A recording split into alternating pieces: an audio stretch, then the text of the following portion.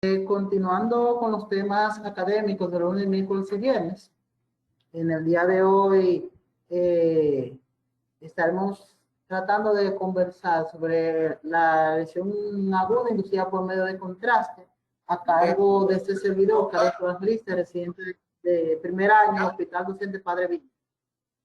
Carlos. Bien, señor. El único que habla es tú de Padre Villini. No, señor. Yo te oigo todos los días hablando.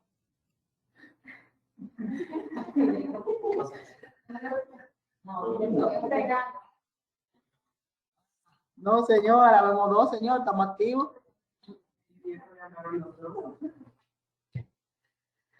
Está bien, bien. Está bien, así.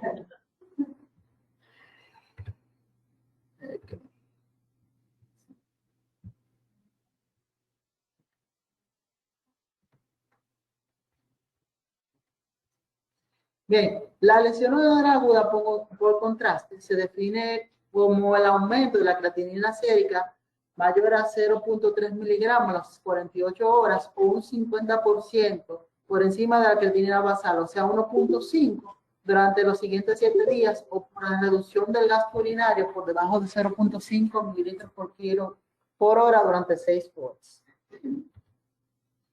La clasificación de los medios de contraste según su osmolaridad se clasifica en 3 grupos: lo de alta osmolaridad, lo de baja molaridad y lo que tienen osmolaridad igual al plasma o isosmolares. La clasificación en cuanto a su estructura iónica, o sea, eso quiere decir con relación a su disolución en un medio acuoso, se clasifica en iónicos y no iónicos. Los iónicos tenemos el diatosato, el gotopentate, el idopamide, el diatosato, el indolamato sódico. El no iónico tenemos aquellos que tienen una molaridad entre 600 y 850 milosmol por kilo.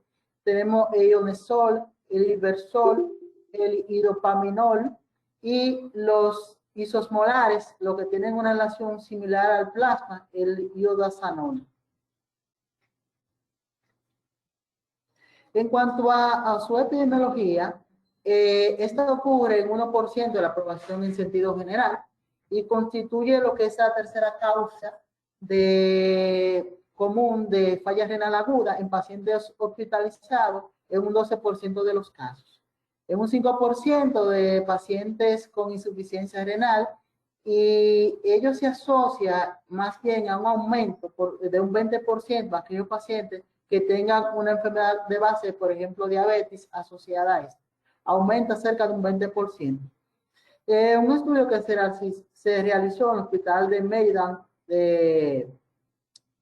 donde hubo 3.500 pacientes, los cuales hubo un aumento de lo que es la creatinina durante la hospitalización y debido al uso de contraste, con una incidencia global que fue alrededor de un 12%. También entre un 0,44 y 0,8% de los pacientes expuestos a medio de contraste, esto pueden llegar a terapia de reemplazo renal. Y entre un 5 y un 10% de los pacientes que cursan con nefropatía instalada que requerirán diálisis de manera transitoria, y al menos un 1% se quedará de manera definitiva durante la terapia. Los factores de riesgo, tenemos edad avanzada, sobre todo, no solamente aquellos pacientes mayores de 75 años, sino un asunto más bien de metabolismo renal asociado también a la polimedicación. La dosis alta de medio de contraste, la nefropatía previa, este caso que mencioné de manera anterior, en el caso de los pacientes con diabetes, la depresión de volumen, la exposición reciente a fármacos que afectan la hemodinámica renal, en el caso de los AINES, condiciones clínicas como falla cardíaca, infarto agudo de miocardio, hipertensión, donde va a haber en el contexto de la insuficiencia cardíaca una constante hipoperfusión, igual que el infarto agudo de miocardio, donde va a haber una sobreexpresión y tanto la hipertensión del sistema angiotensina-aldosterona a nivel vascular, y va a haber una constante vasoconstricción preglomerular. También la enfermedad renal crónica de base, en aquellos pacientes que tienen una enfermedad renal crónica con una, vamos a decir, una función renal estable, lo cual es regularmente con una creatinina mayor a 2 gramos sobre decilitro, tienen alto riesgo de desarrollar esta condición. La patogenia se asocia a cuatro factores, entre ellos está el efecto citotóxico directo, inducido por el medio de contraste. Hay una precipitación de cristales favorecida a nivel tubular, que puede causar obstrucción tubular. Otro factor que se ha asociado son los radicales de oxígeno, los cuales causan un estrés oxidativo y una activación de la cascada de citoquina proinflamatoria. También la hipoxia asociada a la isquemia, que produce desequilibrio entre moléculas vasoactivas, la cual genera una cascada oxidativa y puede llevar a injuria e hipoxia a nivel tubular. En cuanto a su fisiopatología, va a haber, como dije anteriormente, unos cambios a nivel de hemodinamia renal, la cual va a producir por el medio de contraste una toxicidad directa, produciendo efectos deleterios y alterando la osmolaridad del medio. También va a haber una microembolización, sobre todo en aquellos pacientes que tienen una disfunción endotelar importante, dígase diabetes, insuficiencia cardíaca o hipertensos, donde va a haber una movilización de los émbolos, sobre todo colesterol, o va a haber una disminución de trombos que pueden causar una obstrucción a nivel de los vasos. Va a haber un incremento también por la misma alteración de la hemodinamia de la viscosidad sanguínea, va a haber una agregación eritrocitaria causando también disminución de la luz vascular. ¿Qué va a producir esto? Un desbalance entre las sustancias vasodilatadoras y vasoconstrictoras. Va a haber predominantemente una vasoconstricción intrarrenal y finalmente una reducción del flujo sanguíneo renal causando la isquemia renal, llevando al paciente a la necrosis tubular aguda causada por el medio de contraste. Esto es un esquema un poquito más general. Vimos con el principio los pacientes que tienen alta vulnerabilidad, por ejemplo, pacientes con insuficiencia renal, depresión de volumen, diabetes e incluso el uso de armas, que con los contrastes iodados va a haber o un efecto citotóxico directo o un mecanismo osmolar independiente que va a producir al final una necrosis tubular aguda, la isquemia renal y finalmente lo que es la nefropatía inducida por medio de contraste. Una vez producida la lesión, va a haber una especie de cambios histopatológicos, entre los cuales está la vacuolización, que es un desprendimiento de las células epiteliales a nivel tubular, la cual va a causar obstrucción tubular. Va a haber inflamación a nivel del epitelio, necrosis celular, va a haber apoptosis con la reducción de la máquina enzimática antioxidante, se van a aumentar lo que son los radicales de especie de oxígeno, finalmente va a generar la especie reactiva de oxígeno, manteniendo lo que es la lesión vascular y la disfunción endotelial. En cuanto a las manifestaciones clínicas, hay textos que plantean solamente la parte renal, pero hay que recordar que como es un fármaco que se administra, tiene también manifestaciones extrarrenales que muchas veces no se relacionan con la enfermedad, la nefropatía inducida por contraste, sino también puede haber otro tipo de relaciones inmunológicas, como por ejemplo la nefritis intersticial aguda. Las manifestaciones extrarrenales también están asociadas a procesos alérgicos, como el rubor, manifestaciones gastrointestinales, náuseas y vómitos, y la urticaria. La primera regularmente no requiere medicación, pero sí las tres últimas, sobre todo la urticaria, requiere muchas veces medicación con el uso de corticosteroides, pero también hay que destacar que estos pacientes pueden desarrollar nefritis intersticial de tipo inmunológico. Por la misma reacción inmunológica secundaria, un estrés inmunológico asociado al fármaco que se administra.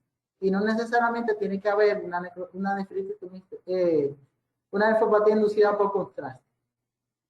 A nivel renal va a haber una falla renal aguda, principalmente de origen no oligúrica, con un aumento de la densidad urinaria, un FeNA disminuido con aumento paulatino de la creatinina sérica. Es importante mencionar que la nefropatía inducida por medio de contraste regularmente empieza en la primera de 24 a 48 horas y puede verse de 3 a 5 días, a inclusive hasta 7 días posterior a la exposición del fármaco. El diagnóstico es básicamente, como mencioné anteriormente, la elevación de los vasos bajos, posteriormente 24 a 48 horas de la realización del estudio. Y en el 80% de los casos, como se inicia la primera 24 horas, la elevación de la creatinina promedio por encima de su creatinina de base. A nivel del examen de orina, el dato laboratorio, podemos encontrar cilindros salinos, granulosos y ocasionalmente cristales de ácido úrico.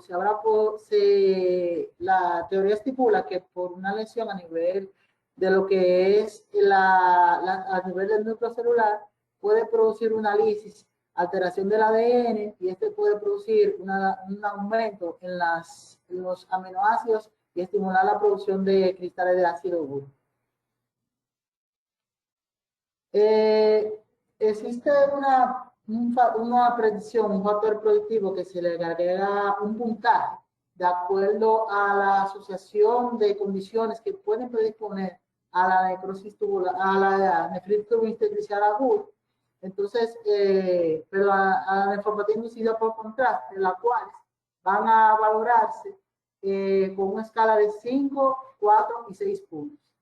Por ejemplo, el uso de cuando hay hipotensión, dígase una presión sistólica menor a 80 milímetros de mercurio por más de una hora, el uso de balón de contrapulsión en el contexto de un paciente con un procedimiento cardíaco, la cual consiste en dilatación de los vasos del vaso aórtico, puede producir alteración en la hemodinamia. A eso se le da un valor de 5 puntos. La insuficiencia cardíaca, sobre todo a la fase funcional 3 y 4, se le da un valor de 5 puntos. En aquellos pacientes mayores de 75 años, se le da un valor de 4 puntos. La diabetes asociada será un valor de 3 puntos. Un hematócrito menor de 39% en hombres y de 36 en mujeres, se le da un valor de 3 puntos. Y el volumen inducido de contraste, ya sea de 1 mililitro por cada 100 mililitros, también se le da un valor de 1 punto. Y cuando la tasa de filtración glomerular está entre 40 y 50, se le da un valor de 4 puntos, y entre 20 y 40, menor de 20, está un valor de 6 puntos. ¿Qué nos dice esto? Que cuando hacemos la sumatoria, si está a menos de 5, la probabilidad de riesgo de aumento de creatinina es un 25%, es de un 7.5%.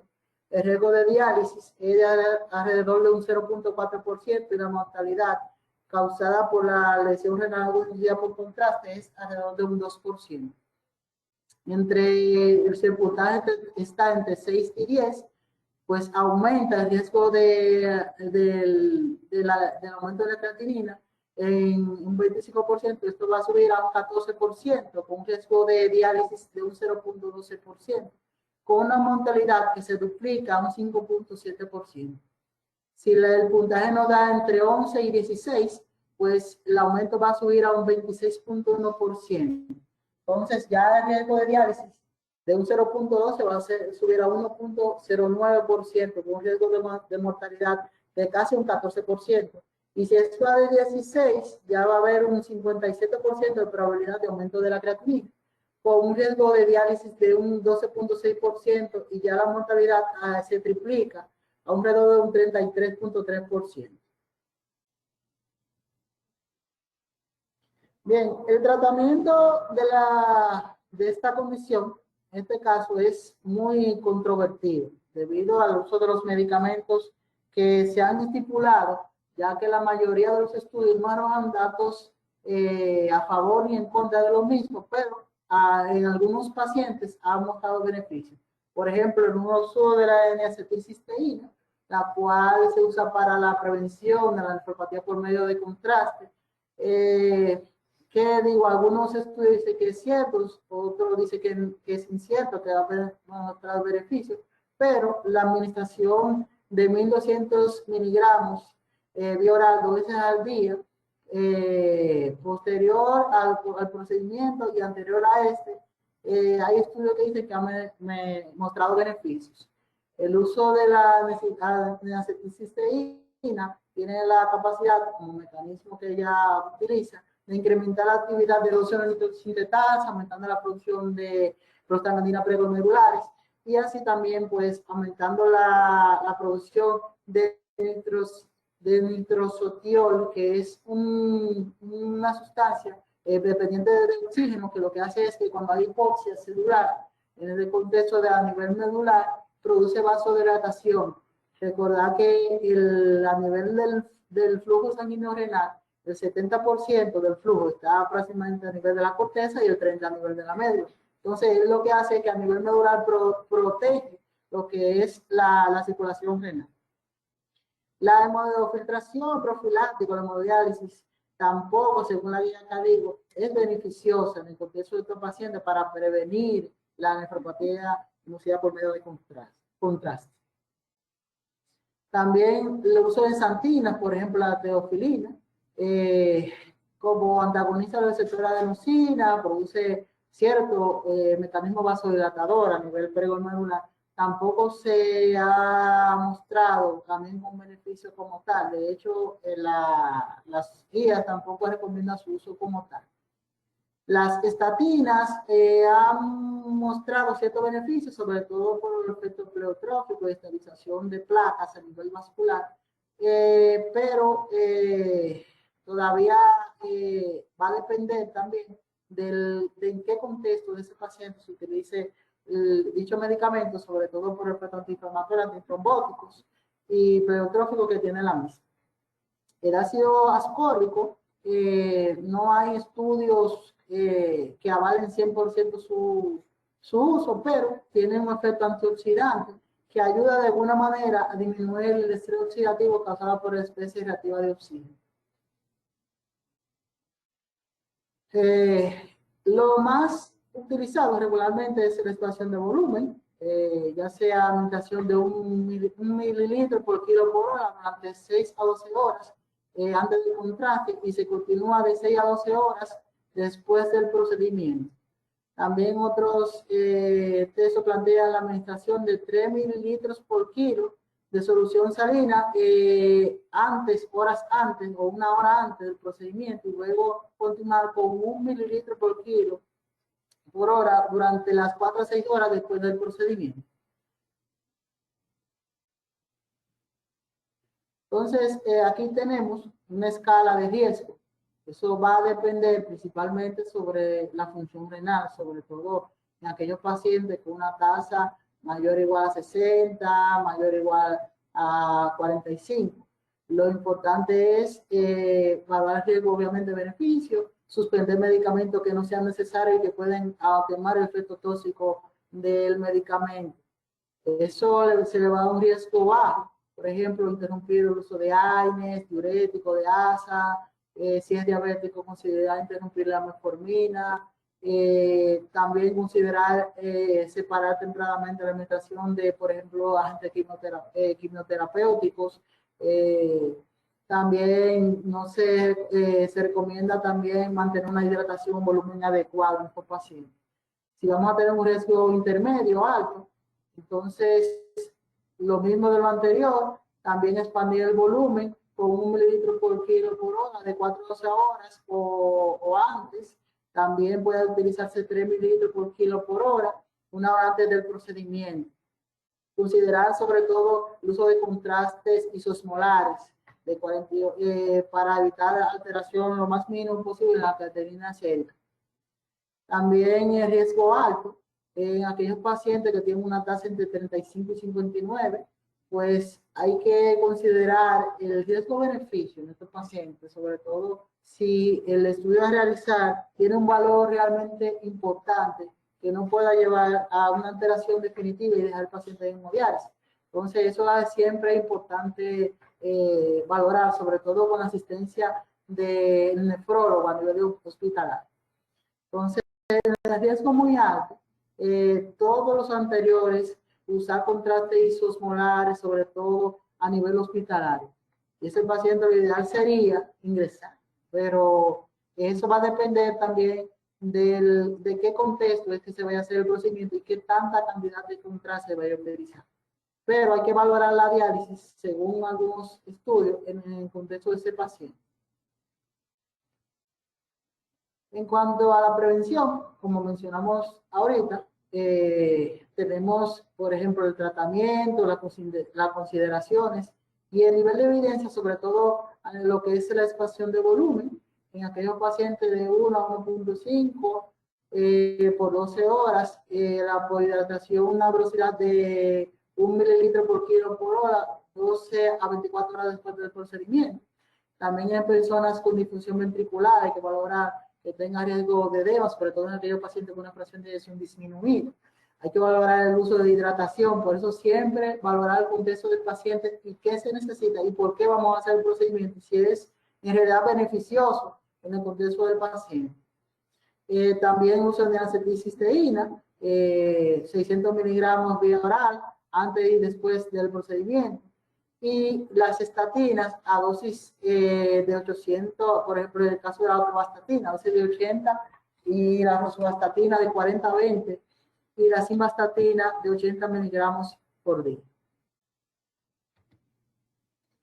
El pronóstico de esta condición es variable. Realmente, los pacientes que tienen una predisposición inherente de cada individuo, pues pueden llegar a quedarse en diálisis de manera transitoria o de manera terapia de reemplazo de manera permanente. De hecho, la mortalidad relacionada de manera directa con el grado de elevación de la creatinina, sobre todo en pacientes que tenían una creatinina mayor a 3 miligramos sobre decilitro, en un 68%. También es importante evaluar el riesgo-beneficio, los pros, los contras de estos pacientes, considerando el riesgo de lesión renal inducida por el contraste, es importante, sobre todo en aquellos pacientes que tienen factores de riesgo importantes o con una enfermedad renal crónica establecida que tenga una creatinina mayor a 2 miligramos sobre decilitro. De hecho, los pacientes con una creatinina mayor a 1.5, inclusive algunos textos plantean hasta 2 miligramos sobre decilitro, tienen alto índice de riesgo de desarrollar esta condición, sobre todo en aquellos pacientes que el volumen intravascular no es tan efectivo ni es tan aumentado. Dígase insuficiencia cardíaca, los pacientes con difusión endotelial o intravascular, el caso de los pacientes diabetes, acompañados con alguna condición cardiovascular. Esto es todo en cuanto a mi presentación. Preguntas, comentarios.